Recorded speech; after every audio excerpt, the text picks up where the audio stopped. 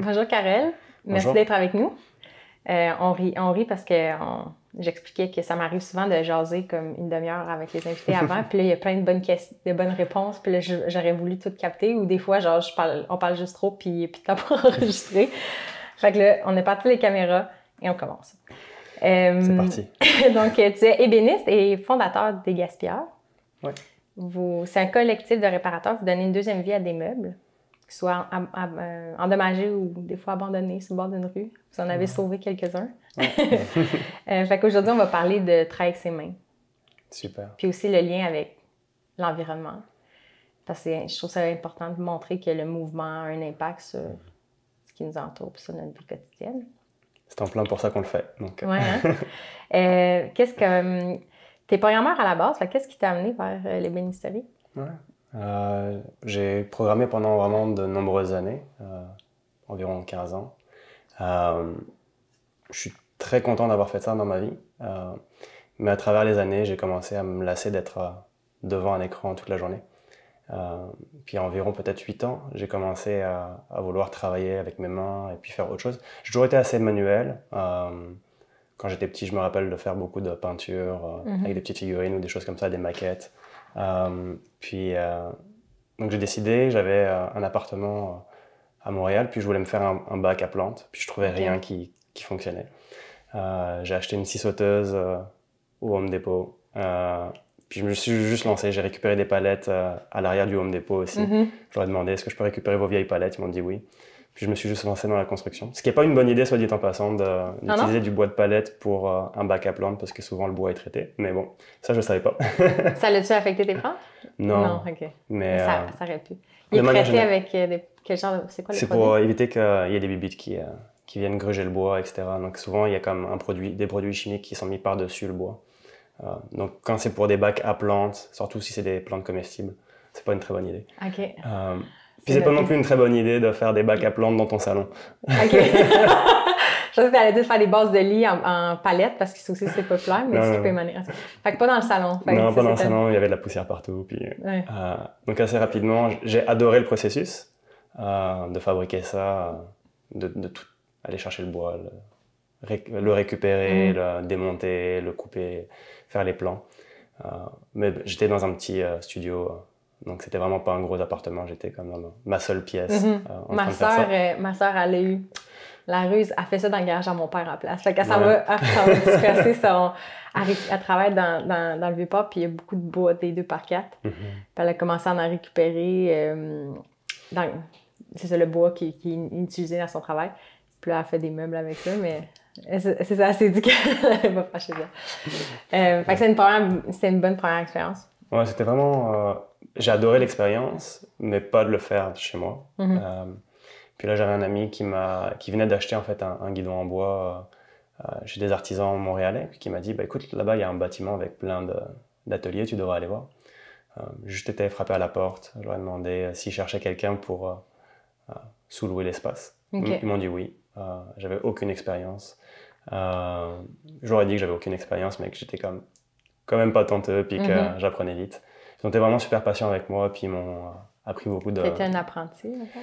J'ai pas travaillé pour eux, j'ai vraiment loué l'espace pour faire mes projets, mais j'avais quand même beaucoup de questions, puis ils ont été très patients pour répondre à mes mille et une questions, que ce soit sur les machines, que ce soit sur les techniques, etc. Puis c'est vraiment comme ça que j'ai appris, en plus des vidéos YouTube, puis des lectures, de voir comment les autres construisent. Donc au début, ça a été vraiment quelque chose en parallèle de l'informatique. J'y allais quand j'avais du temps à côté, les soirs, les fins de semaine. Puis j'avais quelques petits projets que je faisais pour moi principalement. Pendant de nombreuses années, j'ai pas fait de commercial, j'ai pas fait de contrat pour des gens. C'était vraiment plus pour apprendre, puis pour faire des choses pour moi ou pour les amis. Puis éventuellement, c'est devenu de plus en plus présent dans ma vie. J'ai commencé à faire quelques contrats. Et les deux activités se sont croisées en fait. Pendant qu'une prenait de moins en moins de place, l'autre en prenait de plus en plus. Et la création en tant que telle était très plaisante, mais j'ai réalisé que dans le processus de création, il y a beaucoup de temps qui était passé sur un ordinateur au final. Même avec les bénisseries? Oui, il y avait beaucoup de faire les plans, faire de la conception 3D, faire de la recherche, etc. Et c'est une amie qui m'a demandé de réparer un meuble la première fois. Elle avait un très beau meuble qu'elle avait ramassé dans la rue en teck. Vraiment magnifique. Je ne sais pas pourquoi les gens avaient jeté ça. Mais il y avait une des traverses qui était brisée. Donc elle me l'a donné. Puis j'ai adoré la recherche de trouver l'essence de bois, le morceau qui allait fonctionner vraiment bien, de le travailler, de le tailler, de respecter les techniques originales. Et en fait, ce qui s'est passé sur ce projet-ci, c'est que j'ai réalisé à quel point le fait d'avoir des contraintes dans le processus créatif était extrêmement plaisant pour moi. En fait, il y avait beaucoup plus de créativité pour moi dans les contraintes que quand j'arrive sur une feuille blanche et puis que je dois dessiner un meuble au complet. Que tu as trouvé le sens du meuble ou Exactement. À partir de rien. Et puis je peux commencer à travailler dans la matière directement. Quand j'ai un meuble devant moi, je regarde le meuble, puis le meuble a toute son histoire. Il a une manière avec laquelle il a été fabriqué. Il y a des techniques, on voit même les réparations des personnes qui sont passées avant nous. Donc on travaille avec toutes ces contraintes-là. On ne peut pas juste arriver et faire n'importe quoi. On ne peut pas prendre une table et la transformer en fauteuil. Ça ne marche pas. Il y a quand même... Puis on peut encore. Mais ça ne sera plus la table. Ouais. Et souvent sur les meubles comme des commodes par exemple aussi, il y a toute une structure. Mais des fois par exemple un tiroir est brisé, puis on ne va pas le remplacer, mais on va essayer de trouver. On peut faire des étagères. Des fois on peut prendre des commodes et les transformer en meubles à vanité. C'est pas l'essentiel de ce qu'on fait, la transformation. Souvent on garde l'usage premier du meuble. Mais ça arrive aussi. Donc c'est vraiment cette relation avec un objet qui est déjà existant puis qui a déjà quelque chose à raconter qui m'a vraiment beaucoup plus que je pensais. Donc la réparation est passée de quelque chose que je trouvais peut-être très plate à quelque chose que j'ai trouvé absolument génial et que j'ai voulu reproduire du coup de plus en plus. Donc ça a commencé comme ça. Ouais, ça c'est les prémices du projet qui n'était pas encore un projet rendu là. Je trouve ça fascinant. On dirait que tu me fais réaliser comment j'aurais pas pensé que créer un meuble nouveau, ça, comme tu dis, des fois la première étape, ça va être d'être devant un écran, tandis que là, il y a une interaction entre quelque chose qui existe déjà puis une histoire, comme tu dis. Tu as sauvé aussi des meubles sur le bord des rues. Est-ce que c'est difficile maintenant, parce que tu dois les remarquer de plus en plus, est-ce que c'est difficile de dire « OK, non, je peux pas t'amener avec moi ». Ça a été très difficile au début. Okay. Je dirais que les 3 à 6 premiers mois, ça a été vraiment très difficile. Okay. Je voyais tous les meubles, j'avais envie de tous les sauver. On a loué un entrepôt pour faire du stockage. Okay. Tellement c'était comme important pour nous d'essayer de les sauver, mais on n'avait pas la capacité de tout réparer. Puis au bout d'un moment, en fait, on pourrait juste entreposer, empiler des meubles. Je crois qu'ils ont estimé à 10 millions de meubles par année au Canada. Donc, c'est pas juste Montréal, mais au Canada, qui sont jetés. C'est fascinant. Donc, c'est beaucoup de meubles. On connaît tout ça à Montréal, en marchant dans les rues, dès le printemps, de voir la quantité de meubles qui partent aux poubelles. Surtout, comme tu dis, qu'il y en a qui sont légèrement abîmés ou des fois pas abîmés du tout. Souvent, pas du tout, en fait. Ouais. Il y a beaucoup de meubles comme...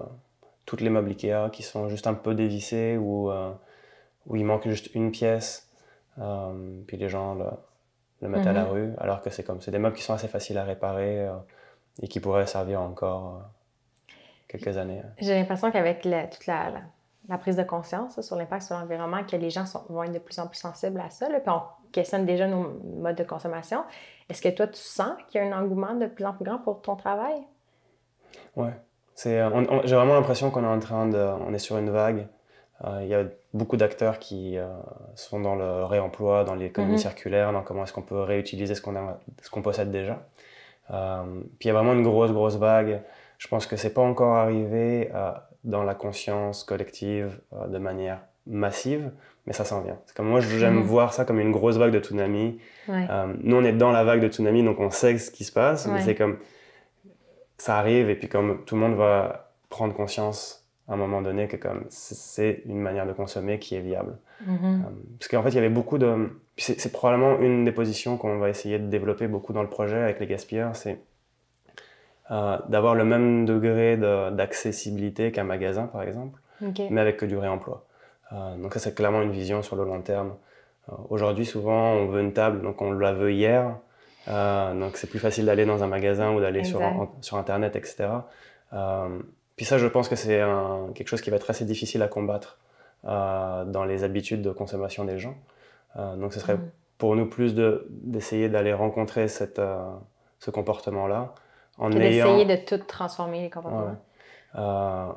Mais d'offrir donc une expérience qui est équivalente à celle qu'on aurait dans un magasin, mais où on sait que tout ce qui est présenté, c'est du réemploi. C'est des meubles qui ont été sauvés, des vidanges qui ont été réparés, qui ont été transformés, etc.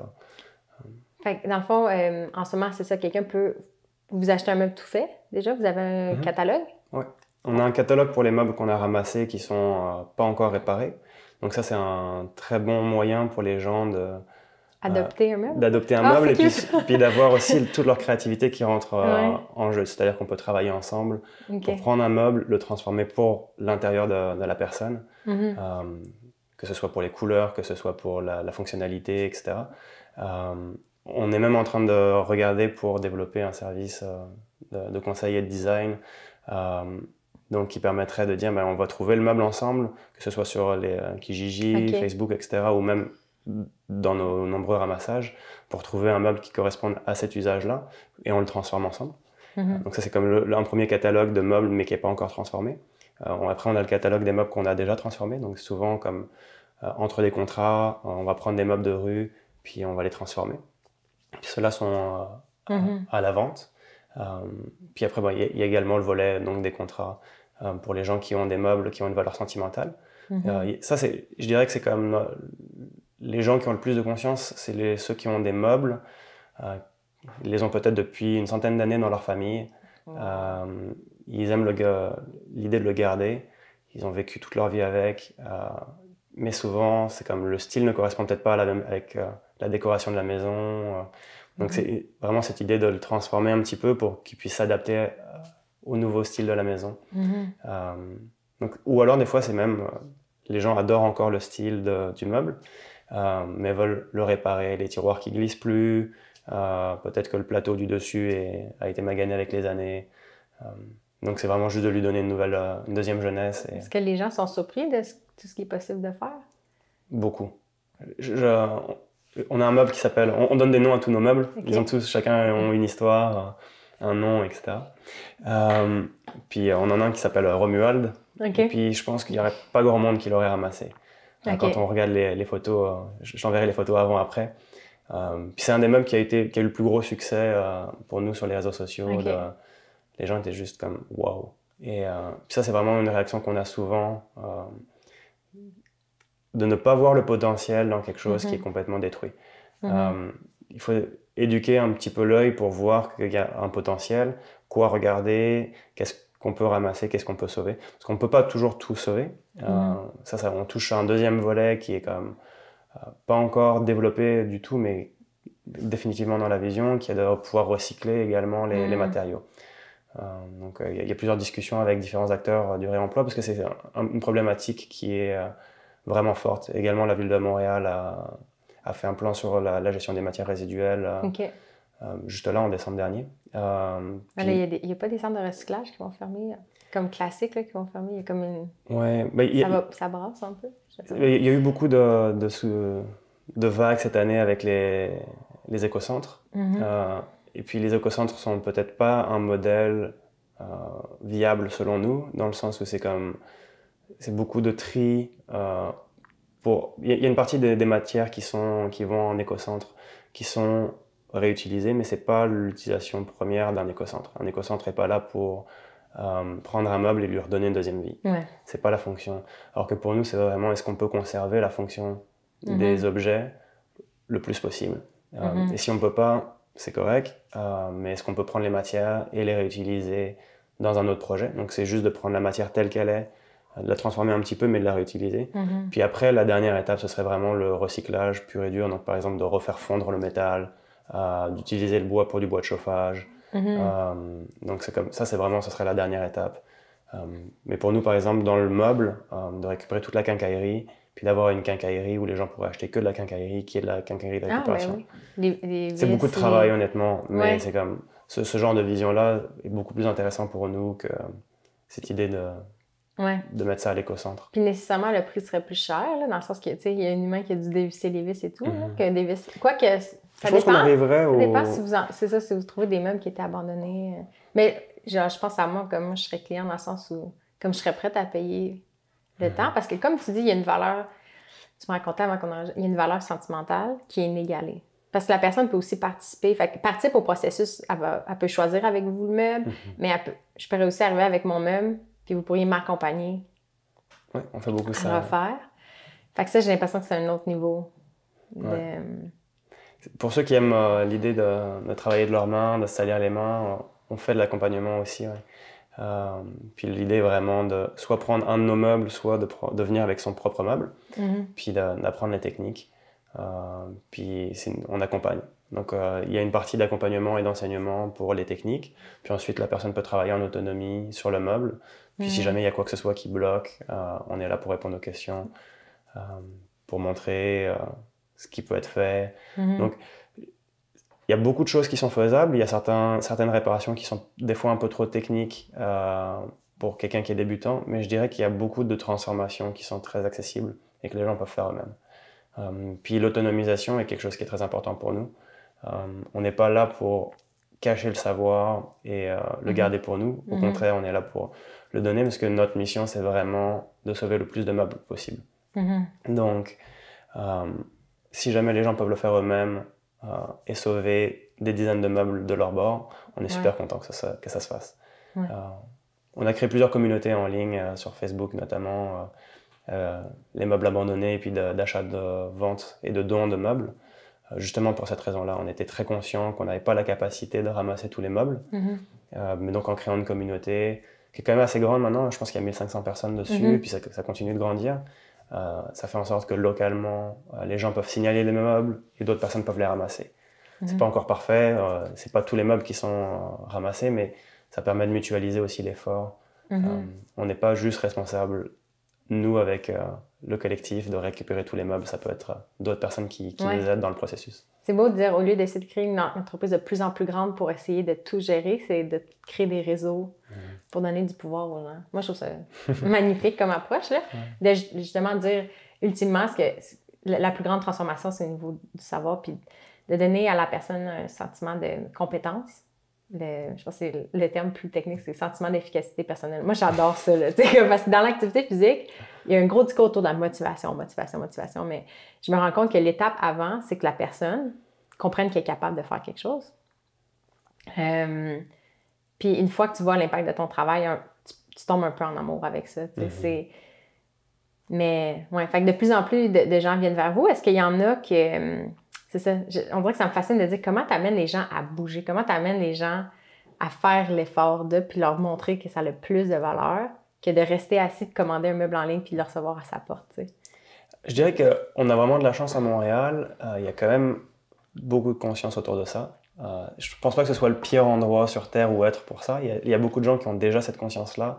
C'est un discours qu'on entend souvent de dire, mais oui, j'aurais pu acheter un nouveau meuble, mais... Là, même hier, on récupérait une table de quelqu'un qui a acheté sa table sur Kijiji, qui savait qu'il fallait la retaper. Donc, c'est comme ce genre de comportement-là, pour nous, c'est parfait. Parce que donc, je dirais que c'est quand même présent. Pour les gens qui ne l'ont pas, pour nous, c'est beaucoup de transparence et d'éducation sur c'est quoi exactement l'impact d'acheter un meuble, c'est quoi l'impact de le mettre au vidange. Souvent, en fait, il y a beaucoup de gens aussi qui nous contactent un petit peu pour se dédouaner de la responsabilité de gérer leurs meubles. Donc souvent, on a des gens qui déménagent et qui nous appellent en disant « Est-ce que vous pouvez venir déménager nos meubles ?» Donc il y a aussi ce comportement-là, des fois, qu'on voit, où les gens pensent vraiment nous faire un cadeau en nous donnant les meubles. Malheureusement, en ce moment, les meubles n'ont pas vraiment une valeur inhérente, dans le sens où il y en a tellement qui partent au vidange que comme nous, on n'est pas là pour acheter les meubles. Donc souvent, les gens veulent nous vendre leurs meubles ou nous demander de venir les déménager pour eux. Et un peu de cette manière-là, se détacher de la responsabilité de dire, mais comme peut-être que la solution, c'était de ne pas changer de meubles et puis de trouver une manière de les modifier. Peut-être que c'était... puis aussi de ralentir un petit peu. Peut-être que la solution, c'était de dire, je vais les mettre en vente, même si c'est pas cher, jusqu'à ce qu'ils trouvent une maison. Puis quand ils auront trouvé une nouvelle maison, je vais acheter, moi, mes nouveaux meubles. Mais souvent, donc ça, c'est quelque chose où on prend le temps d'expliquer aux gens c'est quoi les options, de prendre conscience des centres de dons, de prendre conscience de la possibilité de le vendre. Et puis, même si ça prend du temps, des fois de le donner même sur Kijiji. Donc on explique un petit peu. Puis on a beaucoup de contenu qu'on est en train de rédiger aussi pour le rendre encore plus accessible. Puis le diffuser assez largement sur les réseaux sociaux pour que ça devienne un réflexe. Je dirais que quand on a un meuble dont on ne veut plus, il y a plein de solutions. On peut le vendre, on peut le donner avant de le mettre dans la rue. Le mettre dans la rue, c'est... Comme la dernière... Moi, c'est même pas une question que c'est la dernière, c'est que ça devrait même pas se faire. C'est tu dis qu'on peut le démembrer puis voir utiliser les pièces autrement. Puis, donc c'est vraiment d'inciter les gens à prendre conscience que c'est aussi le rôle de chacun. C'est bien d'avoir un organisme et un collectif qui en fait sa mission, mais on pourra clairement pas faire ça tout seul. En ce moment, on est une petite équipe, on est 3 personnes. En réparation, on est 3 réparateurs. L'équipe, on est 4 dans l'équipe. Et à 3 personnes, c'est très difficile de couvrir tous les meubles. Donc c'est sûr, pour nous, on a vraiment besoin de l'aide et de la prise de conscience du plus grand nombre. Mais je trouve ça intéressant parce que nous, notre vision, c'est que le mouvement, c'est pas juste pour brûler des calories. T'sais. Puis je pense qu'il y a autant de gens qui souffrent d'aller au gym ou de courir le matin. Parce que souvent, on pense que faire de l'exercice, c'est jogger. Puis je pense que ça a ses bénéfices. Mais quand on pense que c'est juste ça, puis qu'on se dit que les gens souffrent de... Des fois, il faut juste briser l'inertie puis aller au gym quand même, puis ça fait vraiment du bien. Mais des fois, fait qu'on n'a pas envie de jogger en tournant en rond parce que, à mes yeux, des fois, c'est meaningless, tu sais, pour l'humain. Comme de juste dépenser de l'énergie. C'est avant, dans la nature, c'était pas comme ça. T'sais. Tout ce qu'on faisait impliquait de bouger, tu sais, de cuisiner, de se construire un abri. Puis on dirait qu'on l'a complètement oublié, que notre vie nous fait plus bouger. Puis il faut volontairement rajouter de l'effort, tu sais. Puis maintenant, au lieu de me dire « Ah, là, il va falloir que je travaille de mes mains, puis je répare telle affaire. » En tout cas, moi, je suis pas la plus manuelle, mais je commence avec des trucs de bricolage, puis on dirait que ça crée un certain momentum. Fait que oui, c'est de ramener l'idée que souvent, c'est ça, on pense que bouger, c'est au gym, puis quand on doit faire un effort à la maison, c'est comme « Ah, c'est pas efficace, j'aimerais mieux être assis. » Puis là, on dirait qu'on veut switcher la perspective de dire « Si on bouge à la maison, si on fait des efforts, si on reprend notre environnement puis qu'on crée des choses avec nos mains, c'est ça, comme pour nous, du mouvement qui est significatif, tu sais. Puis c'est là qu'on se rend compte aussi que le mouvement humain, comme le mouvement n'est pas juste important pour notre santé physique et mentale, mais que ça a une répercussion sur ce qui nous entoure. Parce que d'être sédentaire, ça fait que si on ne bouge pas de nous, quelqu'un d'autre bouge pour nous quelque part. Tu sais, si on commande quelque chose en ligne, c'est quelqu'un d'autre ailleurs qui nous l'amène, puis ça va impliquer de la dépense d'essence ou de toutes sortes de ressources. C'est Cathy Bowman qui nous a fait réaliser ça. Elle dit, réalisez que juste votre clé de voiture, là, si vous avez comme une manette, pour vous éviter de tourner votre poignet pour débarrer la porte, vous avez créé une petite technologie qui utilise des piles puis du plastique, tu sais.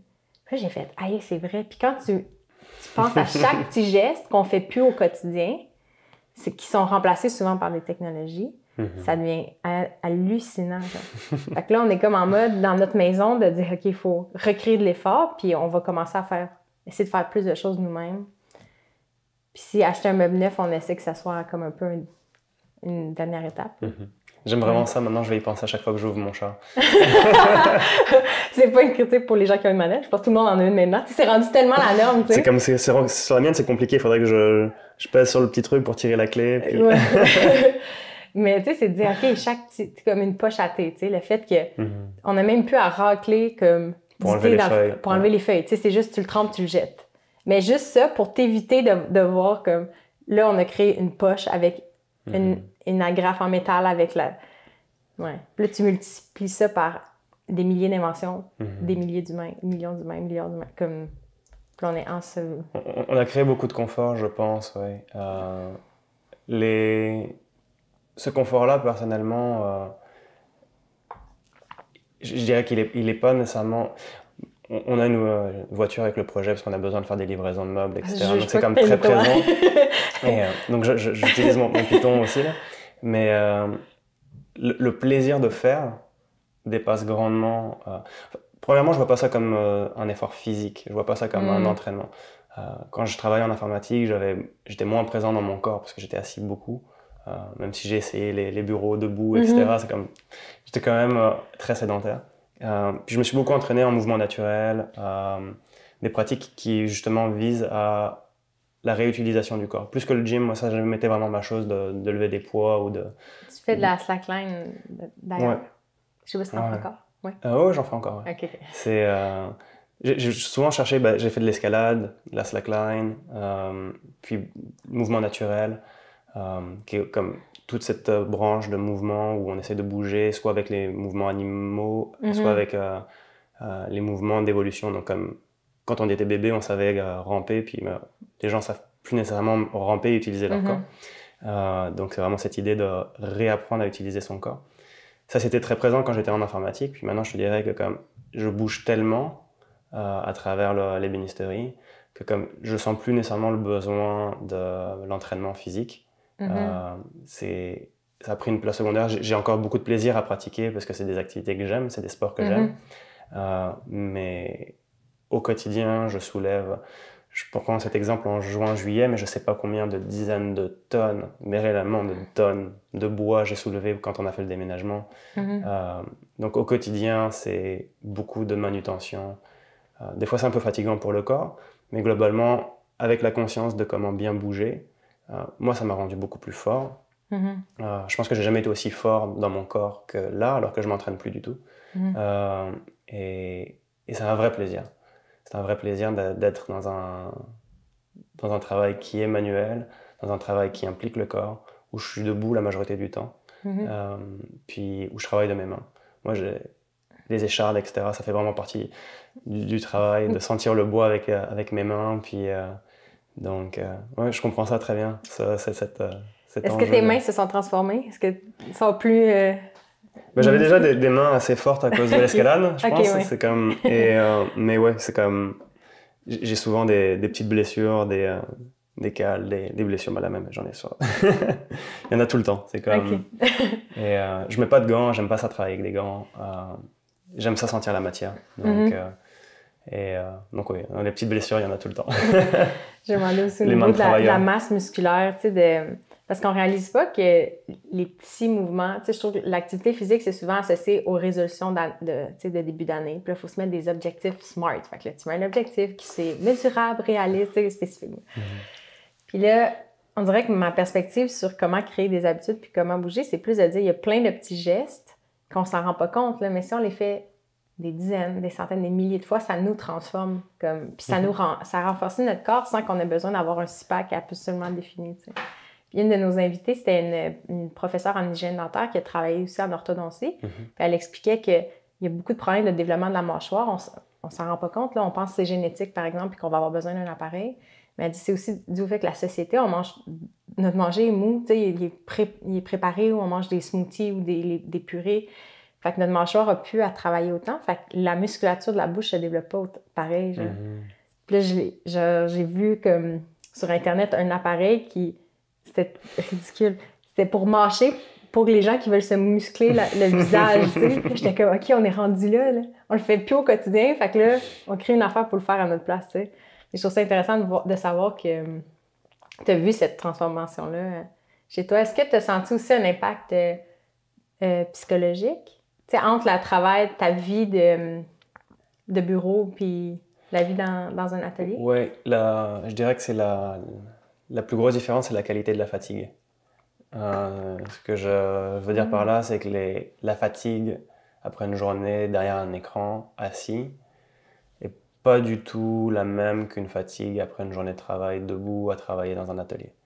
La fatigue, elle est là quand même, mais elle est beaucoup plus agréable. Il y a plus un sentiment d'accomplissement.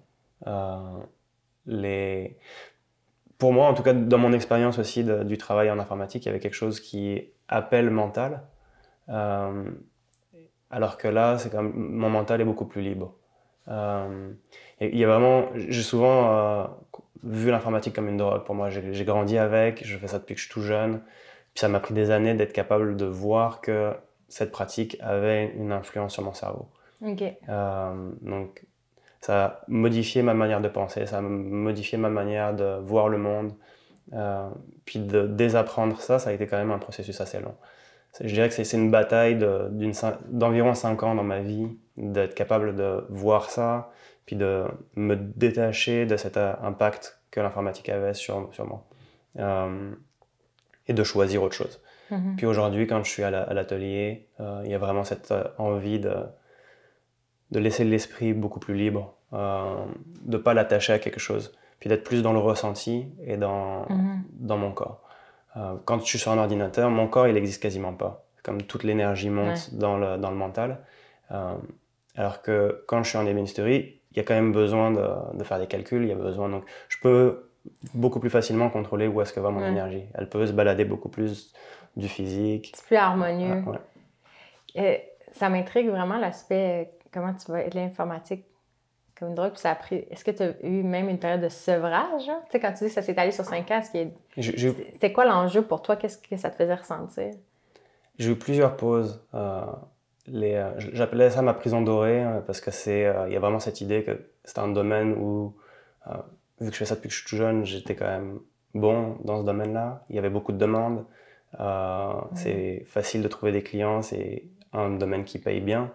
Donc c'est pour ça que j'appelais ça un peu une prison dorée aussi. C'est comme il y a un certain confort qui s'installe là-dedans. Et j'ai fait plusieurs pauses que j'appelais mes mini-retraites, où j'arrêtais vraiment le travail informatique. Au bout d'un moment, la réalité financière me rattrapait, puis je retournais en informatique. Okay. Puis d'accepter cette diminution de niveau de vie, ça a pris du temps.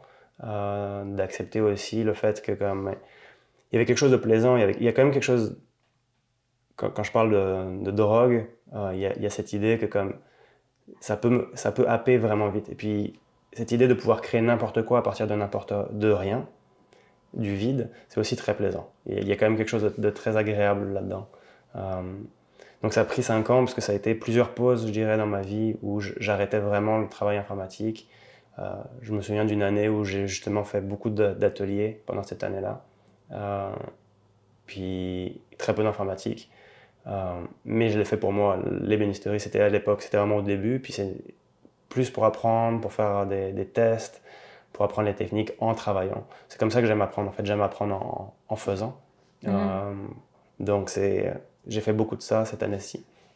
Puis au bout d'un moment, la réalité financière, parce que il y a quand même des charges à avoir un atelier en plus, un loyer, un atelier, etc. Donc, être programmeur, il te faut un ordi, puis tu peux le faire sur une plage. Où tu peux... C'est ça aussi la magie du web, là. Ouais, il n'y a pas de frais fixes, la réalité financière est très différente. Ça, c'est peut-être aussi, c'est un très bon point. C'est une des grosses difficultés de cette transition-là, c'est de dire, comme le taux horaire est beaucoup plus élevé en informatique et il y a 0 frais fixes. On passe en ébénisterie, les frais fixes sont vraiment très élevés et le taux horaire est beaucoup plus bas. Et il y a beaucoup plus de compétition aussi. Donc c'est il y a moins de demandes, il faut vraiment se faire sa place, puis trouver le créneau sur lequel on a envie de se développer. Donc les réalités sont vraiment, je dirais, presque aux 2 extrêmes du spectre. Donc j'ai pas choisi deux choses un petit peu, genre un changement, je vais aller de l'informatique à la consultation managériale ou je sais pas quoi, puis c'est non, ça a été 2 extrêmes. C'est fascinant parce que je pense qu'il y a des gens, c'est quand même spécial de penser que les enfants qui naissent aujourd'hui vont peut-être vivre dans cette réalité virtuelle-là, puis ils vont mourir dans cette réalité-là, qu'ils n'auront peut-être plus à faire des choses de leurs mains. Tu sais, justement, on peut passer notre carrière entière, on peut jouer en ligne, on peut tout commander en ligne. Puis je pense que j'ai l'impression que des mouvements comme ce que tu observes, parce que l'humain a besoin, il y a comme un craving qui est peut-être qu'il y a des gens qui ne sont pas conscients de ça, mais on a un craving de retourner au monde réel, là, de toucher des choses. Puis, tu sais, juste l'exemple que tu donnes, que tu ne portes pas de gants, juste pour sentir le bois. Il y a une différence d'expérience entre un meuble, ça serait un fini artificiel versus juste toucher le bois. Puis, c'est anodin, mais je l'ai réalisé, c'est... La designer d'intérieur, Ilse Crawford, elle explique que souvent, elle essaie d'avoir des finis qui n'ont pas des grosses laques puis du vernis, parce qu'elle dit qu'elle veut voir puis sentir la fibre. Genre. Ou elle dit qu'elle investissait beaucoup dans les planchers, parce qu'elle dit c'est la chose qu'on est toujours en contact dans une journée avec le plancher, puis j'ai fait « Ah, c'est tellement vrai! » Comme, j'avais pas vu ça de cette façon-là. Puis là, tu sais, on essaie de marcher beaucoup nu-pieds, puis j'essaie de me concentrer sur sentir les matières, puis c'est tellement de petites choses que je trouve des fois qu'on oublie, mais ça enrichit le quotidien, ça enrichit nos expériences. Ça, c'est quand même quelque chose que j'encapsule pour moi dans ce que j'appelle le degré de connexion. Et le degré de connexion, c'est quelque chose qui se mesure de différentes façons, mais il y en a une, c'est celle-ci. C'est comme, quel est mon degré de connexion à mon environnement? Puis ça prend différentes formes. Moi, je marche très souvent nu-pieds. Pas dans un atelier, parce que c'est un peu dangereux, mais c'est...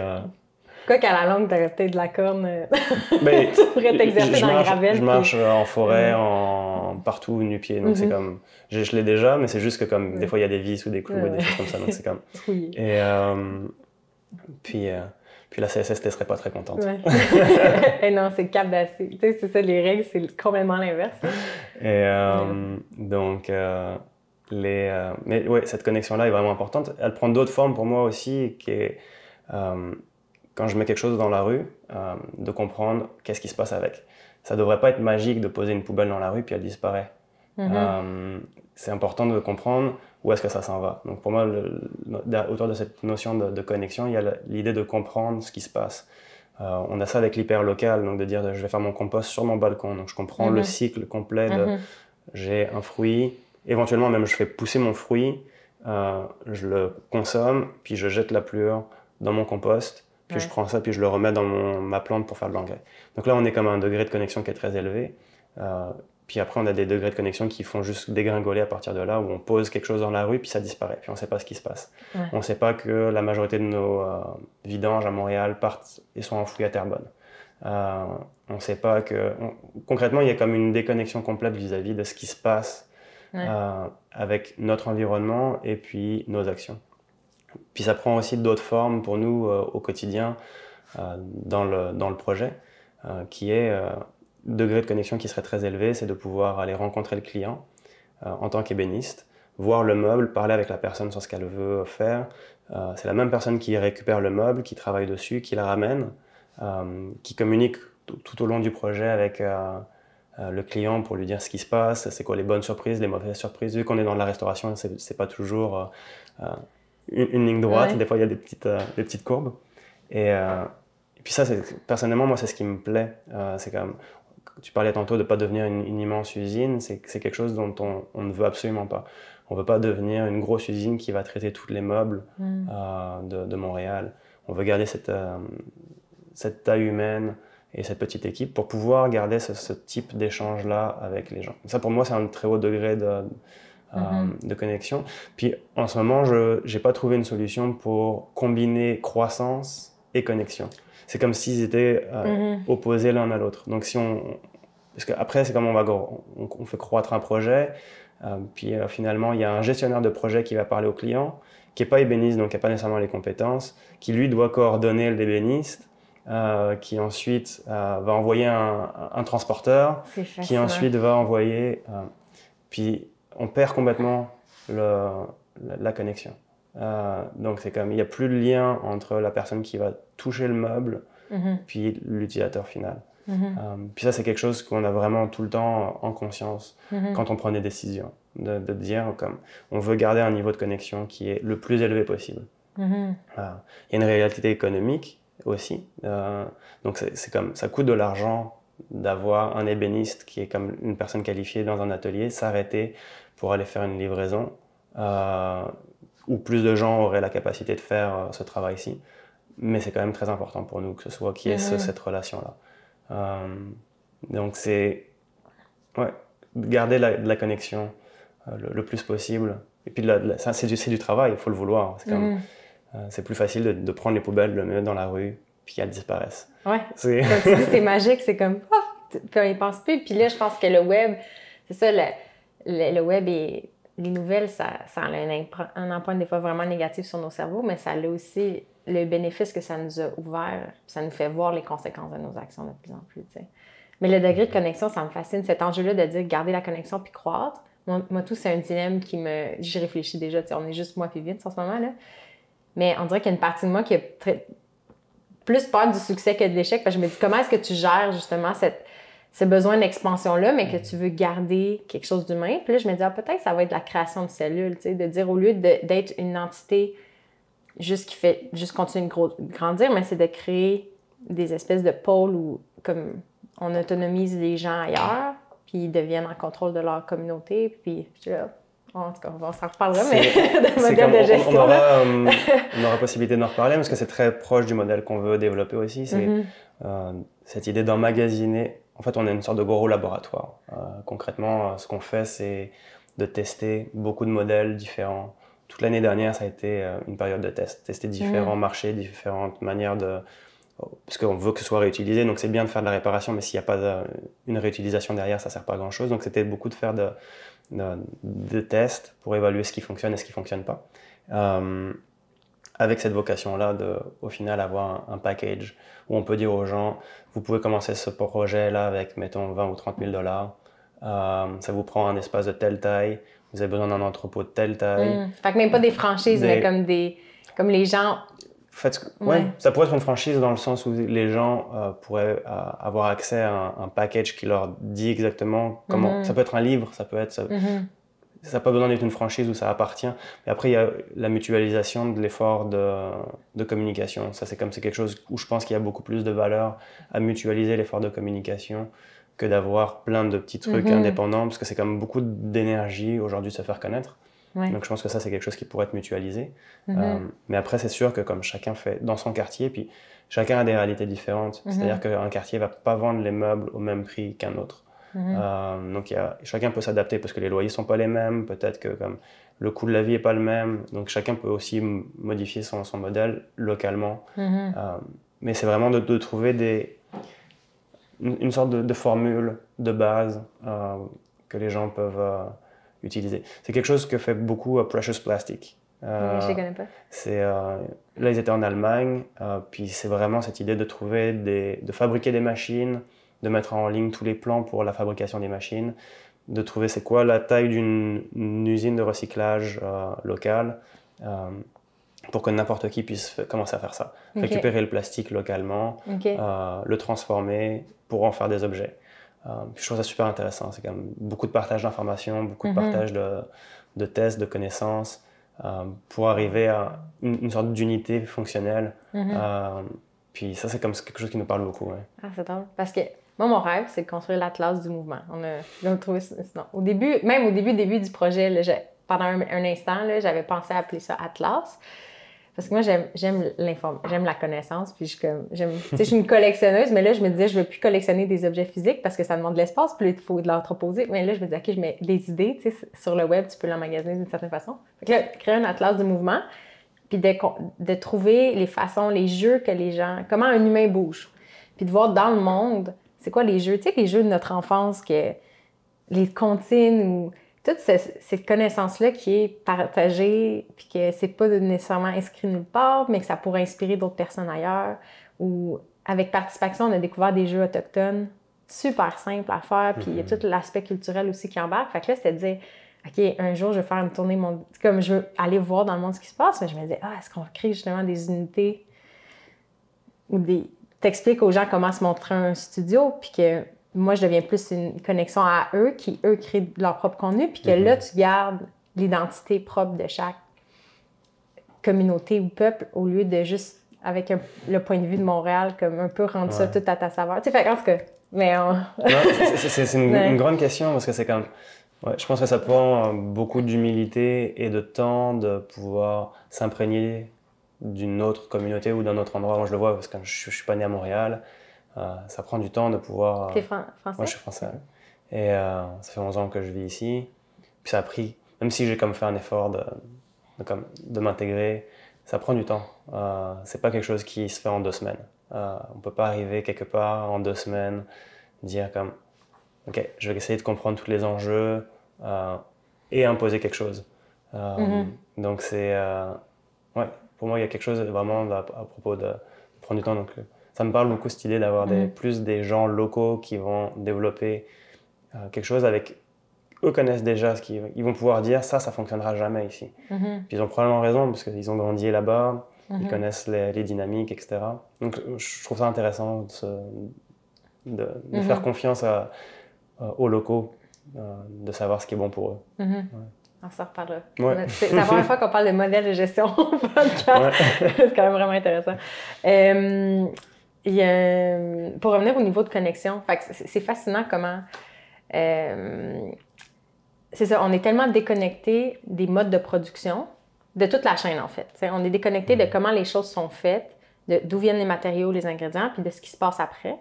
Puis j'ai l'impression que plus on recule, puis on a cette perspective-là sur la chaîne au complet, plus on réalise à quel point la chaîne est brisée. Ça marche pas, là. Puis même au niveau du plastique, là, il y a cette comme illusion-là. Je pense que si on met du plastique, c'est recyclé, c'est correct.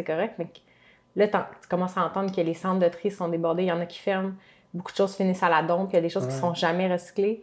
Récemment, je sais pas si vous pensez que Coca-Cola a annoncé qu'ils vont pas renoncer au plastique parce qu'ils disaient que les consommateurs veulent encore ça. Puis on perdrait des parts de marché. Fait que là, ils disent on va recycler, tu sais. Puis, en tout cas, j'ai hâte de voir s'ils vont réussir à fermer la boucle eux-mêmes, là, puis à vraiment réutiliser leur truc. Mais... Le recyclage n'est pas une solution. Pour moi, c'est toujours été assez clair que ça prend des ressources de créer une bouteille en plastique, ça prend des ressources de la déplacer, ça prend des ressources de la collecter, ça prend des ressources de la transformer à nouveau pour la réutiliser. Et beaucoup plus que, par exemple, une bouteille en verre. Selon moi, si les brasseurs du Québec font de la consigne, parce que c'est une consigne privée, c'est pas une consigne d'État, c'est pas une décision du gouvernement d'imposer la consigne aux brasseurs. S'ils ont décidé ça, c'est qu'il y a une raison économique aussi derrière ça. Puis je pense qu'en moyenne, ils estiment à 10 utilisations par bouteille. Puis ça coûte moins cher que de la faire fondre et donc de recycler. Puis moi, cette réalité-là me parle beaucoup de réutiliser. C'est juste qu'avec le plastique, je pense que je suis pas expert là-dedans, mais je pense que le modèle économique n'est pas le même. C'est-à-dire que comme la bouteille en plastique, elle est écrasée, etc. Donc elle garde pas sa forme autant, donc on peut pas la réutiliser de la même façon.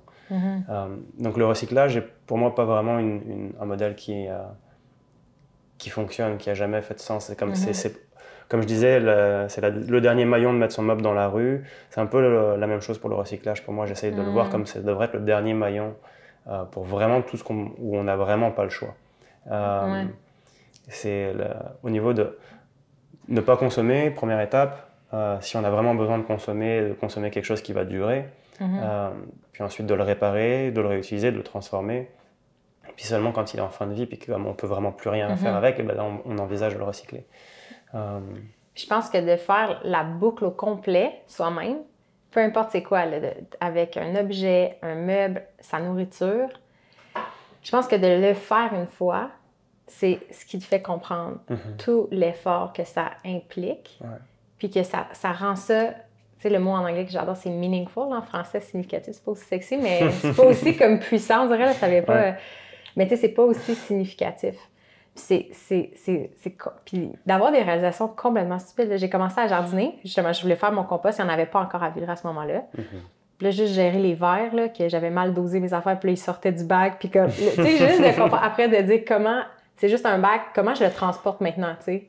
C'est aussi simple que ça. Là. Si je fais du compost sur mon balcon, qu'est-ce que je fais avec? Fait que là, j'ai commencé à jardiner comme pour réutiliser ma terre, mais il a fallu éventuellement je l'ai dompé chez mes parents à Laval parce qu'on a eu un grand jardin, tu sais, fait qu'eux, ils étaient contents. Mais tu sais, de tout penser à ces petits gestes-là, puis là, c'est à l'échelle d'un humain, mais là, on a créé un méga système autour pour que cet effort-là soit fait par d'autres personnes. En tout cas, fait que là, tu commences à faire pousser des choses, là, puis des trucs aussi niaiseux que j'achète une pomme, je peux remettre les graines puis les faire pousser. C'est con, là. Mais tout allait au compost, tu sais, comme moi, à la poubelle avant, là. Puis là, j'ai fait, hey, je peux juste réutiliser mes trucs à l'infini, là. Tu sais, je peux comme être... En tout cas, puis là, j'étais fascinée de dire, c'est la nature, c'est la règle de base de la nature, là, tu sais, la reproduction. Puis j'étais comme... je trouvais tellement ça, tu sais. Puis là, tu te rends compte qu'il y a plein de petites choses comme ça. Quand tu fais le cycle au complet, que c'est... On dirait que ça t'émerveille puis ça te reconnecte avec le cycle de la nature. Tout simplement. C'est une question que je me pose beaucoup. Cette question, c'est est-ce que je peux comprendre la manière...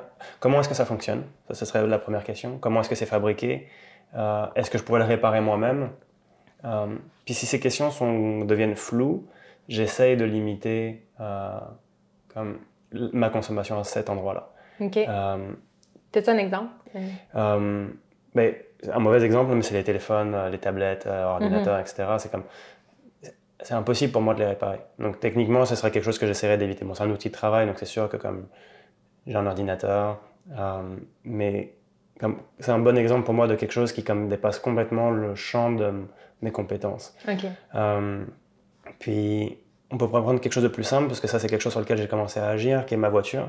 J'ai commencé à faire ma propre mécanique. Okay. Donc de m'éduquer, ça c'est quelque chose qui m'a frappé vraiment. C'est comme, je pense à mon père, il est capable de réparer beaucoup de choses sur son véhicule. Peut-être pas tout, mais il y a beaucoup de choses où il est autonome.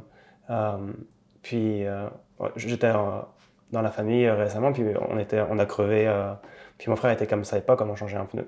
Donc c'était comme intéressant pour moi de voir ces différences-là de génération. C'est comme, moi j'ai la malchance d'avoir changé beaucoup trop de pneus, j'ai eu beaucoup trop de crevaisons. Avec les nids de poule de Montréal. Mais donc de voir ça d'une génération à l'autre, à quel point on est devenu de moins en moins compétent manuellement.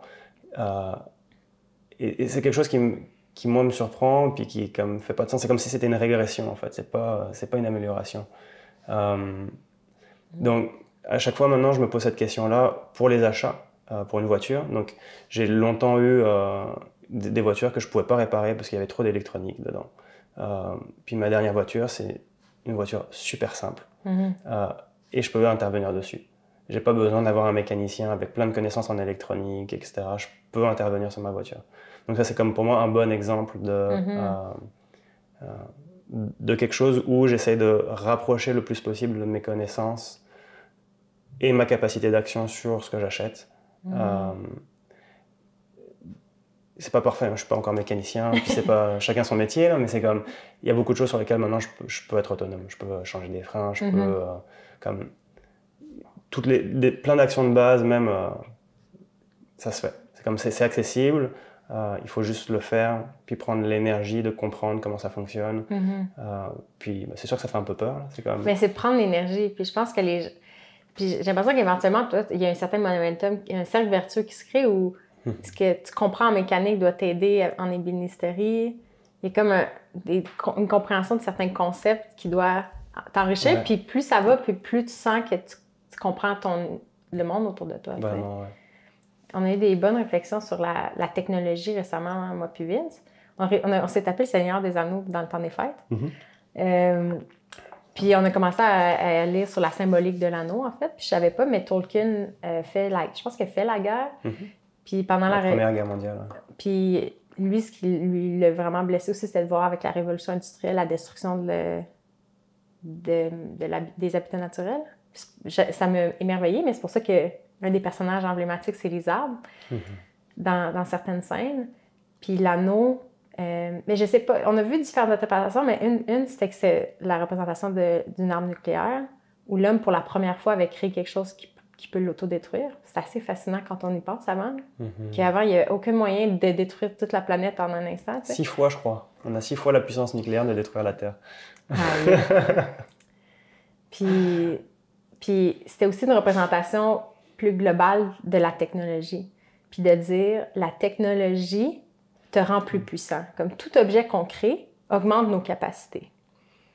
Une tasse va augmenter nos capacités à boire, mais le revers, c'est que si la capacité est dans l'objet, on n'a plus à la développer. Puis je pense que l'humain, c'est ça qui est fascinant, c'est qu'on est super ingénieux, fait qu'on s'émerveille de notre génie d'avoir créé des choses qui nous simplifient la vie. Mais plus ça va, puis plus en fait on est dépendant des technologies qu'on crée. Puis moins on est apte à faire les choses nous-mêmes. Puis je pense que c'est ça, je me demande, est-ce qu'à chaque génération, on se dit que là, c'est un seuil critique? Tu sais, je serais curieuse de relire les journaux dans, là, comme 50 ans, 100 ans, 2000 ans. Est-ce qu'à chaque époque, l'humain pensait que la fin était imminente comme on le sent aujourd'hui, tu sais? Mais j'ai l'impression que psychologiquement, on a tellement retiré le mouvement dans notre vie puis le travail manuel que là, on en souffre. Puis on s'en rend pas compte exactement pourquoi. Parce que c'est pas un mal aussi direct que de dire, tu sais, tu te cognes, t'as mal ou comme... Là, c'est un peu diffus, tu sais. Ça a juste été enlevé de nos vies. Puis comme tu dis, quelque chose brise, on se sent complètement démuni. Puis au contraire, de réapprendre ça fait du bien, tu sais. Mais... Moi, je dirais qu'il n'y a pas... c'est quelque chose, c'est aussi un gros enjeu, parce que j'aime les choses, j'aime la technologie, j'aime les... Par exemple, dans le mobilier, il y a de la quincaillerie très haut de gamme. C'est vraiment un vrai plaisir de l'utiliser, de voir des meubles très très bien fabriqués. Donc, je le vois comme presque deux choses séparées. C'est pas un refus du progrès. Et on peut faire des choses très très bien de la bonne manière. Donc, on peut continuer à progresser. Il y a même probablement des manières de faire des ordinateurs qui brisent pas, puis qui sont réparables, puis qui sont... Donc c'est plus une invitation à faire les choses de la bonne façon. Mais bon, là, on va rentrer dans un autre sujet, mais j'ai l'impression que c'est comme tout est fait pour l'argent. Que c'est génial l'argent, c'est bien de faire de l'argent, mais c'est comme jusqu'à quel point. Mais c'est... Pour des chiffres dans un ordinateur. C'est comme... Parce que c'est ça au final, c'est juste des chiffres dans un ordinateur. Donc c'est devenu presque la seule chose qui compte. On mesure tout à ça. C'est l'unité de mesure de tout. On n'a pas d'unité de mesure à c'est quoi l'impact sur mon environnement. Est-ce que je suis en train de détruire complètement la Terre sur laquelle je vis? Quand je dis la Terre, c'est même pas juste la planète Terre, c'est juste comme le sol en dessous de chez moi. C'est génial de mettre des pompes à essence partout en ville. Tous les sols sont ultra contaminés autour des pompes à essence. Quand on a rempli toutes les carrières de Montréal avec des ordures, c'est génial, mais c'est comme maintenant on a tous les sols contaminés. Donc c'est comme juste penser un petit peu à ça, puis d'essayer de faire les choses bien pour le long terme aussi. Mais donc c'est pas un refus pour moi du progrès, c'est pas un refus de la technologie. Mais ça revient plus à cette question de connexion. C'est comme je préférerais acheter quelque chose qui a été fait localement plus cher, avec une usine où le savoir est quand même pas si loin que ça au final. Vu que le savoir est pas très loin de moi, je peux les consulter s'il y a besoin d'avoir une réparation. Plutôt que de dire comme c'est quelque chose qui est fabriqué à l'autre bout du monde, il y a très peu de gens qui ont les compétences de le réparer. Donc concrètement, je suis dépendant du vendeur pour le faire réparer et de son bon vouloir. Donc c'est plus cette logique-là de recréer de la connexion que de refuser le progrès. Pour moi, en tout cas, je le vois comme ça. Puis après, pour la question du mouvement, à travers le fait que la technologie réduit le mouvement, ça pour moi, je pense que c'est une des choses qui me rend le plus heureux, c'est d'être comme fonctionnel. Pouvoir réparer les choses moi-même, ça me rend heureux. Il y a quelque chose qui génère vraiment de la joie. Le sens est comme presque inhérent à l'activité. Il n'y a même pas besoin de le chercher tant que ça. C'est juste le simple fait de le faire. Il y a un sentiment d'accomplissement qui est satisfaisant. Je pense que tout le monde, quand il a comme un enfant qui accomplit quelque chose, il est content. Ouais. Puis je pense que c'est un peu la même chose. Ça va être un collage de macaroni, puis c'est ça. Ouais. Ça prend vraiment pas grand-chose. Ouais. Je pense vraiment que c'est simple comme ça. Donc, on a une prof de loisirs aussi qui est venue, puis elle a dit une phrase qui m'a marquée. Elle a dit « L'aliénation de l'homme, c'est de ne pas voir le fruit de son travail. » Puis c'est vraiment ça, tu sais, on a comme créé une chaîne où des objets sont produits avec plein de maillons partout dans le monde. Puis nous, on est l'acheteur, puis on voit une mini parcelle. C'est ça, comme on disait tantôt, tu vois pas d'où ça vient, tu vois. Mais aussi, comme travailleur, des fois, on travaille sur un mini maillon d'une méga chaîne. Puis c'est peut-être pour ça qu'il y a autant de personnes qui voient pas de sens dans leur travail, parce que tu fais une mini chose, puis tu vois pas qu'est-ce que tu accomplis réellement. T'sais. Tu perds la perspective sur qu'est-ce qui est créé en bout de ligne, puis tu es détaché de ce qui est créé en bout de ligne. Puis justement, que tu te rends pas compte que ce que tu crées en bout de ligne, la compagnie pour laquelle tu travailles, c'est peut-être vraiment destructeur, ou c'est peut-être pas aligné avec tes valeurs, mais tu t'en rends même pas compte toi-même parce que c'est juste trop loin de toi. C'est juste trop éloigné. Je pense vraiment que c'est cette idée d'opposition pour moi entre connexion et croissance. Que comme ils sont... J'ai pas la réponse, mais j'ai vraiment le sentiment en ce moment qu'ils sont mutuellement exclusifs. Il faut choisir, en fait, ils sont opposés sur l'échelle. C'est une bonne réflexion. Au niveau de la technologie en tant que telle, c'est que je pense qu'il y a beaucoup de choses qui nécessitent tellement de complexité, qui ont tellement de complexité inhérente, que n'y a pas vraiment le choix d'avoir des entreprises énormes pour les réaliser. Ouais. Alors après, c'est comme est-ce qu'on a vraiment besoin de ça? Ça, c'est une autre question. Est-ce qu'on a besoin d'un téléphone qui va plus vite tous les ans? Je sais pas, hein. Peut-être qu'il y a des gens qui diraient que oui. Je pense que c'est une décision personnelle, mais je pense que mon dernier téléphone m'a duré 7 ans. Puis je suis super content de ça. J'achète tous mes téléphones d'occasion, puis j'essaye de faire en sorte qu'ils durent le plus longtemps. Ça reste des téléphones intelligents, puis c'est comme... mais au moins d'essayer d'approcher ça de cette façon-là. Ouais. Mais la complexité permet des choses géniales, enfin, de pouvoir avoir au final... je l'ai vu quand je travaillais en informatique, c'est comme... Il y a beaucoup de complexité. C'est des domaines où on fait parler beaucoup de choses qui viennent de beaucoup d'endroits différents, créés par différentes personnes, surtout dans le monde de l'open source. Donc c'est comme ça. Ça, c'est pour moi un exemple d'un endroit où c'est beau, cette complexité-là. Comme les gens donnent gratuitement de leur temps pour créer du code et des projets, les mettre à disposition, puis les gens peuvent créer des choses avec tout ça, tous ensemble. Il y a énormément de complexité, donc c'est pas non plus un refus de la complexité. Mais c'est fait d'une manière, selon moi, qui est peut-être un petit peu plus... Le degré de connexion reste assez élevé, c'est-à-dire qu'il y a quand même une certaine transparence, mais c'est quand même très complexe. Je ne sais pas dans quelle mesure on peut avoir des très hauts degrés de complexité et beaucoup de connexion. C'est aussi, je ne sais pas dans quelle mesure, dans l'échelle aussi, ils ne sont pas en opposition. Je prends l'exemple de l'open source parce que je pense que c'est un endroit où il y a beaucoup de complexité et quand même plus de connexion. Donc il y a quand même des manières d'amener les deux en même temps. Contrairement à, mettons, de travailler qu'avec des codes fermés et des logiciels, etc., où on comprend un petit peu moins ce qui se passe. On a moins d'impact dessus, on est dépendant de l'entreprise qui écrit le code, de faire les modifications ou non. Alors qu'en open source, on peut les faire nous-mêmes. Donc tout ce genre de choses crée plus de connexion dans le modèle avec un résultat similaire de complexité. Mais... Je suis silencieuse parce que ça me fait vraiment réfléchir. Ouais, c'est comme... Je trouve ça vraiment ça m'occupe beaucoup de temps de réflexion, cette dynamique-là. Mais c'est fascinant parce que même nous, on veut créer l'Atlas Movement qui va être hébergé en ligne. Puis pendant un moment, je démonisais un peu, on dirait envers moi-même dans mon quotidien, ma relation aux ordinateurs, je ne savais pas trop quoi penser, t'sais. Je me disais, est-ce que je suis dépendant ou est-ce que ça me nourrit? Est-ce que ça me nourrit ou est-ce que je suis juste accro? T'sais?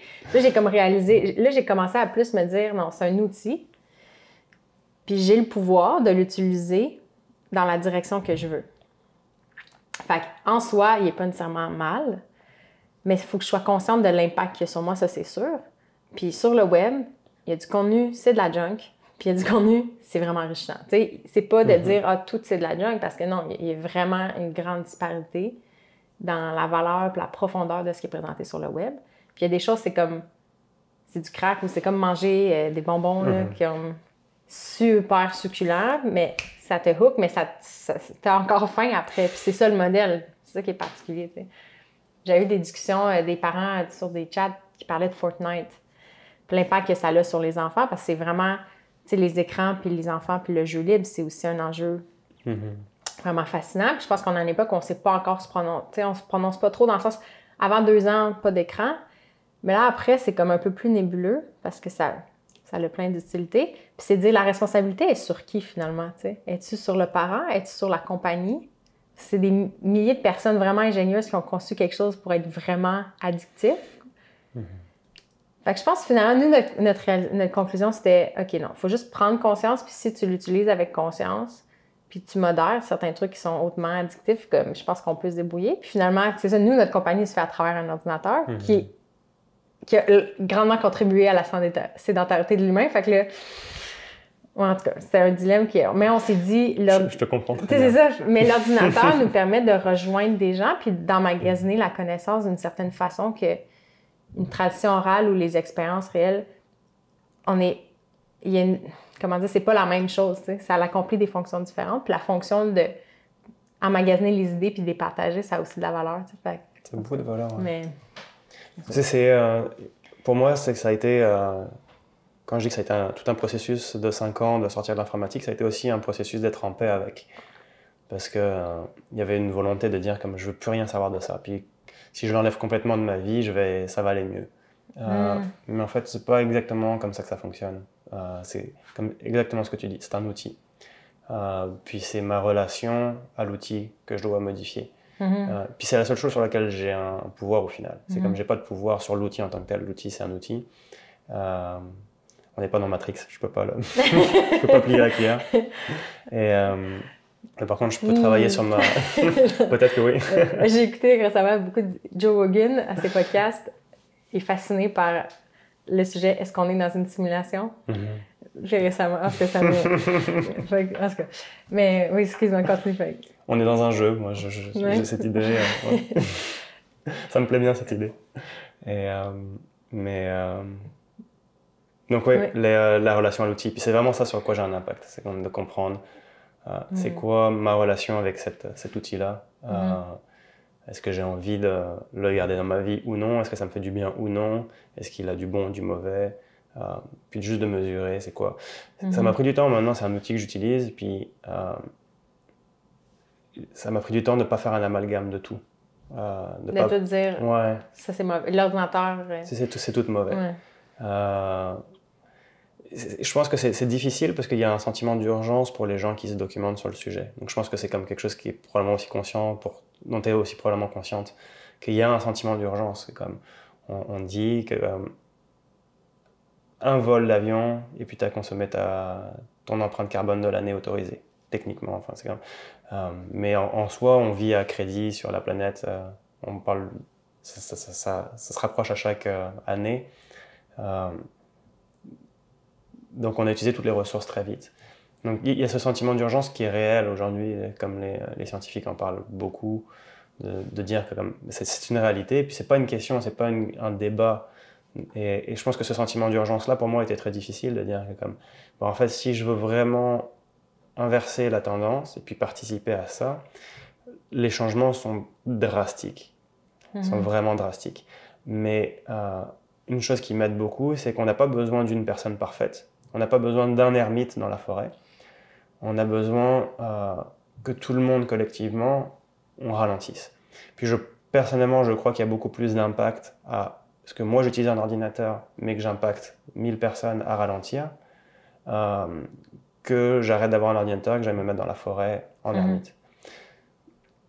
Est-ce que j'ai raison ou pas, je ne sais pas. Mais c'est plus l'approche que j'ai décidé d'avoir. Puis, quand je dis ermite, c'est même pas une question d'ermite, parce que c'est un petit peu un cliché rapide. On peut être dans la forêt sans être un ermite. Mais c'est comme...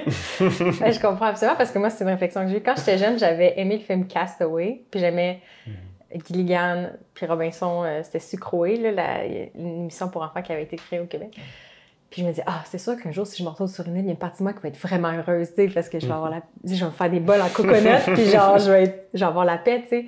Mais là, j'ai comme réalisé que, au contraire, en ce moment, j'adore vivre en ville, puis je peux pas m'imaginer ne pas vivre en ville dans le futur, parce qu'il y a énormément de ressources à disposition, c'est super stimulant, il y a comme un réseau de personnes, puis que mon rôle dans la société, je le voyais comme, OK, amener des nouvelles idées puis pouvoir les partager. Puis je me disais, si je m'en vais en ermite, moi, c'est ça, là, en ermite dans la forêt, là. Puis il y a une partie de moi qui est émerveillée aussi des gens qui le font, là, comme... Mais je me disais, je sens que mon empreinte négative est moins grande, tu sais, je me sens autonome, mais j'ai plus de connexion avec le reste du monde. J'ai plus de connexion, ça veut dire que tu sais, est-ce que je m'amène des livres, là? Tu sais, comme qu'est-ce que je fais pour... Comme mon accès à la connaissance, mon cerveau, est-ce que je vais être tout le temps stimulé? Est-ce que je vais sentir que je contribue à quelque chose de grand? Tu sais, cet aspect-là communautaire n'est plus là. Fait que ma conclusion, c'était que je ne serais pas sur une île déserte, finalement. mais je pense que ça, c'est un paradigme qui change. En fait, c'est un autre questionnement qui est très présent pour moi, de dire est-ce qu'on a besoin de tout ça, au final? Quand j'ai fait ce retour à l'ébénisterie, une des choses qui est très présente en moi, c'est cette idée de dire je peux avoir des outils, même si à l'apocalypse ou peu importe quoi, c'est des compétences qui vont m'être utiles. Je peux me fabriquer un abri, c'est des compétences qui sont quand même très basiques et très utiles. Donc Donc ça, c'est quelque chose qui a été présent dans ma réflexion. J'ai très envie d'apprendre à construire des maisons prochainement, puis d'avoir quelque chose qui est très proche au final d'un mode de vie simple. Parce que je parlais de la forêt, puis j'aime peut-être pas le raccourci que je fais de dire comme soit tu es un ermite dans la forêt ou... Il y a beaucoup de modèles entre les deux. Il y a énormément de modèles entre les deux, puis c'est comme... C'est peut-être entretenir un cliché qu'il faut peut-être détruire un petit peu. Et il y a vraiment cette question de dire comme l'ordinateur, etc., c'est bien pour un modèle de gens en ville qui ont cette conscience d'être dans un bouillonnement avec des gens. Pour avoir fait beaucoup de travail personnel, pour moi, il y a de moins en moins besoin d'avoir beaucoup de gens. Puis je vais être très bien avec un cercle d'amis plus restreint, avec qui il y a un degré de connexion et puis de support qui est vraiment élevé. Puis donc, c'est pas nécessairement tant une question d'être un ermite dans la forêt que de savoir créer cette communauté-là. Puis je pense que c'est quelque chose qui peut se créer en ville. C'est peut-être un peu plus difficile parce qu'on est dans cette gros élan de bouillonnement. Mais c'est quelque chose sa communauté, c'est quelque chose qui se crée là où on est. Cette idée j'ai beaucoup d'amis qui entretiennent ce rêve et qui ont souvent ce discours de dire comme j'aimerais tellement ça vivre dans une communauté en nature. Mais c'est comme la communauté, elle est là aujourd'hui, elle est là où on vit. Il faut juste prendre le temps de la créer et de la nourrir. C'est un travail que chacun doit faire. Donc moi aujourd'hui, je me sens comme je fais partie d'une communauté à Montréal. Puis j'ai décidé de devenir un acteur de cette communauté-là. Je veux pas être passif et dire comme je serai parfait moi, le jour où je vais aller en nature, puis que je vais enfin pouvoir avoir l'environnement juste pour pouvoir faire en sorte que je vais pouvoir me comporter de la bonne façon. Non, c'est comme il y a une sorte de passivité là-dedans, il y a une sorte de déresponsabilisation. Moi, je préfère comme me dire comme aujourd'hui je suis en ville, c'est probable que je parte en nature un jour. Ou pas, on verra. C'est comme... Mais ce qui m'importe plus, c'est comme la qualité de la communauté. Parce qu'au final, c'est comme... J'ai beaucoup voyagé quand j'étais plus jeune. Puis, ça a été ma conclusion quand je suis revenu à Montréal après peut-être 2 ans sur la route. L'endroit n'est important que par les gens qui y sont. Moi, ça m'a beaucoup fatigué d'être tout le temps dans des nouveaux endroits, avec des nouvelles personnes, avec des relations qui ne durent pas, qui n'ont pas nécessairement de profondeur du coup, parce que c'est comme elles sont très éphémères. Puis je préfère avoir un endroit, puis c'est du travail honnêtement de créer ces liens, puis de créer ces amitiés, puis de créer un environnement de qualité pour que moi je puisse m'épanouir. Donc c'est plus ça en fait pour moi le travail que la dichotomie de dire soit je suis en ville puis j'ai des ordinateurs, soit je suis en nature puis j'ai une petite hache puis je coupe mon bois. Je pense que c'est, pour moi en tout cas je le vois plus comme est-ce que je peux créer une communauté, un écosystème qui fonctionne. J'essaie de le vivre à l'échelle, tu sais, de dire au lieu d'aller dans une grosse épicerie, de loader mon auto. Je vais encore chez Costco là, avec ma mère, c'est comme une activité familiale, on va chez Costco, mais tu sais, pour le reste de mes achats, on essaie quand on a l'option d'aller, on est à côté du marché Jean Talon, ou d'aller dans des commerces individuels. Puis j'ai réalisé comment il y a des bénéfices qu'on oublie. Tu sais, le fait de faire l'effort, de marcher, puis à la longue, c'est plus tant un effort parce que ça fait aussi du bien vraiment marcher, là, mais d'arriver au commerce, puis de connaître la personne, puis que cette personne-là connaît ses fournisseurs, puis t'explique l'histoire du produit, puis que quand tu y vas, on va chez Pascal Le Boucher, lui, il racontait que ça a pris 2 ans à faire son carnet de fournisseurs parce qu'il essaie d'aller chercher des gens qui font de l'agriculture responsable.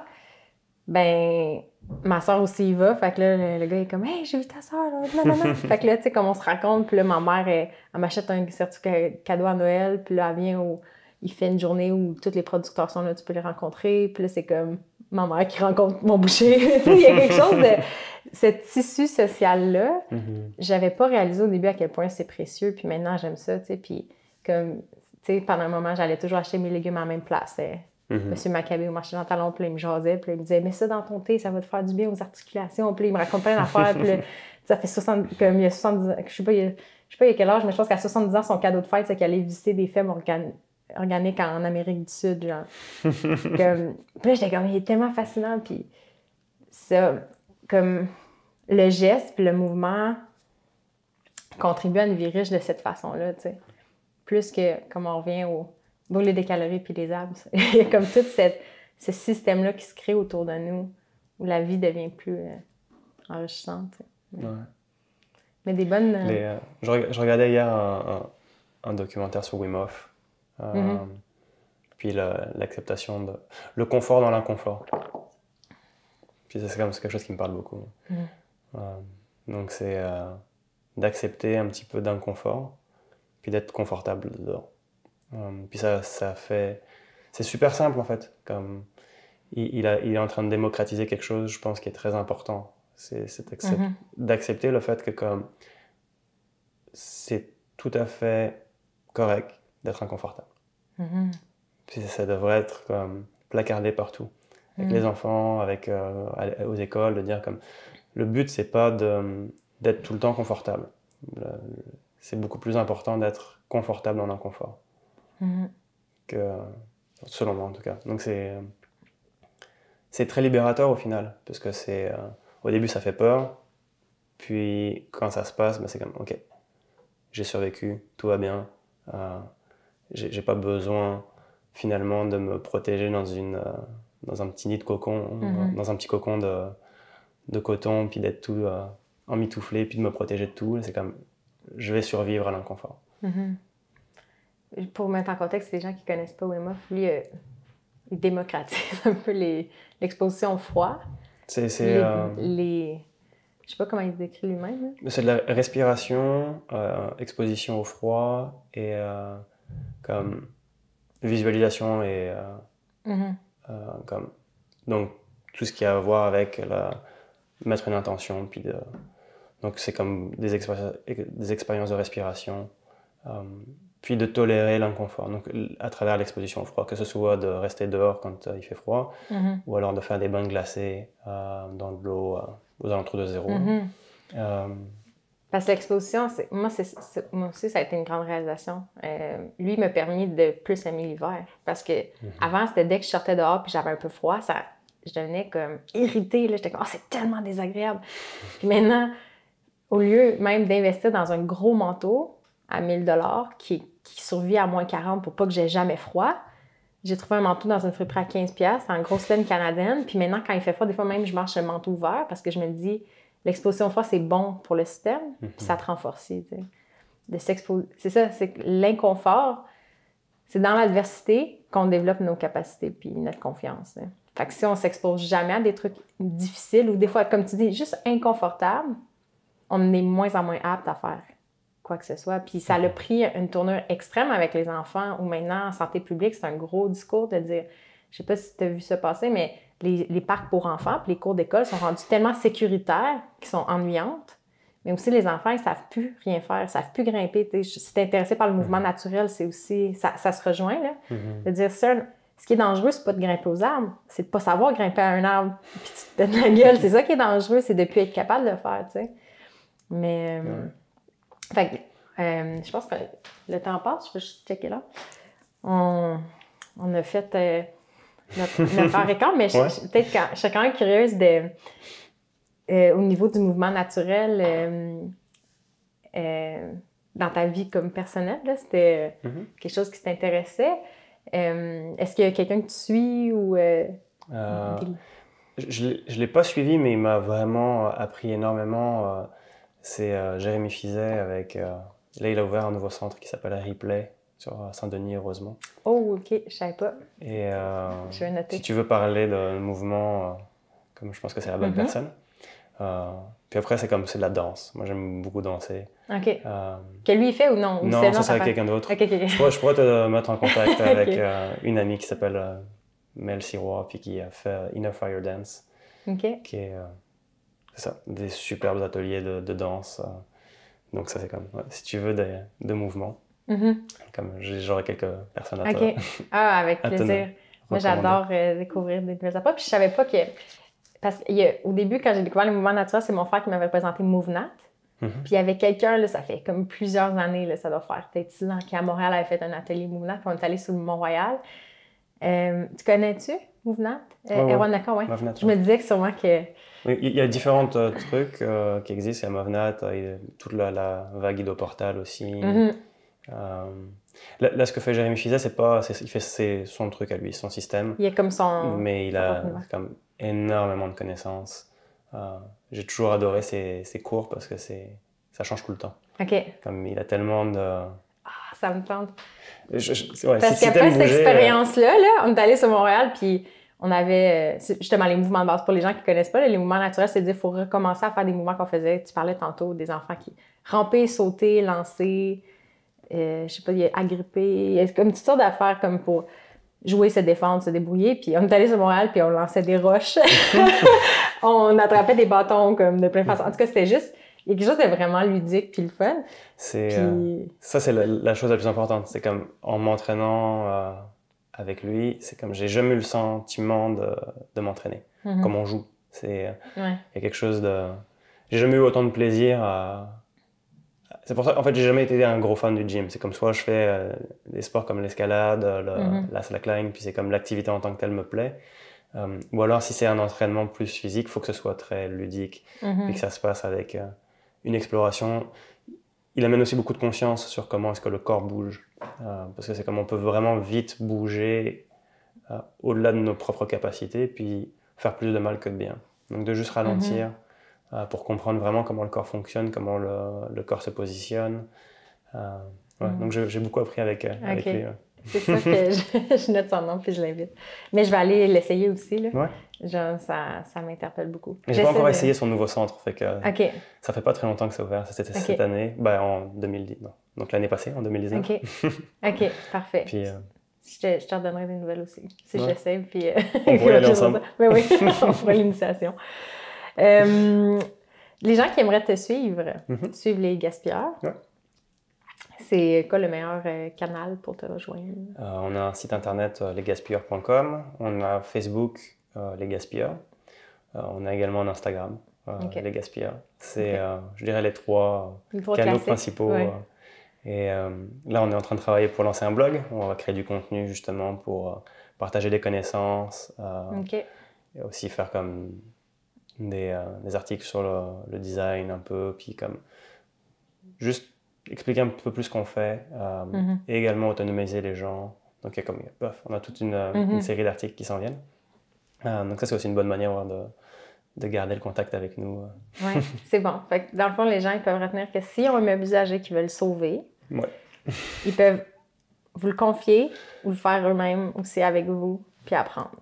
Ouais. Fait que toute la chaîne est possible. C'est réparer votre meuble vous-même, donnez-le nous à réparer. On peut le réparer, le restaurer, le transformer, donc changer complètement son apparence ou sa fonction. Puis on peut vous accompagner pour que vous le fassiez vous-même. Si les gens veulent faire bouger leurs mains, on espère. Mais merci encore pour ta présence, c'est vraiment intéressant. Merci à toi. Passe une bonne journée. Merci d'être avec nous. Moi, c'est Vincent, je suis normalement derrière la caméra. Si vous voulez faire partie du mouvement et apprendre avec nous comment améliorer le quotidien, venez nous rejoindre dans le Club Renard. C'est la meilleure façon de contribuer à la mission de Renard, puis vous allez avoir accès à plein de contenus bonus. Venez nous rejoindre au renard.ca/club. À bientôt!